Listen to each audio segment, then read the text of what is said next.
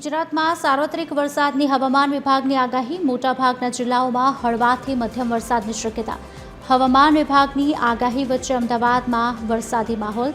ગોતા, Thaltej, ISKCON, Vejalpur, SG highway અને વસ્ત્રાપુરમાં વરસાદ। ચાંદલોડિયા, ચાંદખેડા, વાડજ, નવરંગપુરા યુનિવર્સિટી ખાતે પણ ઝાપટા। બાપુનગર, મણિનગર, વટવા, નારોલ, અમરેવાડીમાં વરસાદ। गुजरात राज्य में हळवा वरसादनी आगाही करवामां आवी छे। तेवामां अमदावाद शहर में हाल हळवो वरसाद पड़ी रह्यो छे। तेवा सीधा दृश्य एसजी हाईवे खातेना आपणे बतावीशुं के ज्यां वरसाद जे छे ते पड़ी रह्यो छे।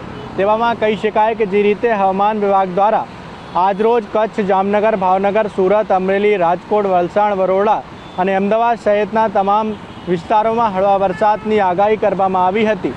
તે પ્રમાણે જે છે તે વરસાદ વરસી રહ્યો છે। મહત્વની બાબત એ છે કે રાજ્યમાં અનેક સ્થળો વરસાદના કારણે જે છે તે રોડ ઉપર પાણી પણ ભરાય હોવાની પણ જે છે તે માહિતી હાલ સામે આવી રહી છે।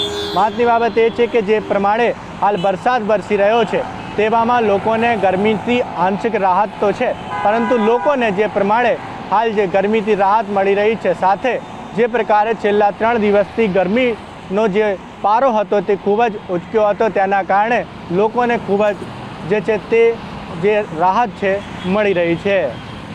કેમેરામેન નીતિશ વગડાના સાથે શિવાંશુ સિંહ, TV13 અમદાવાદ।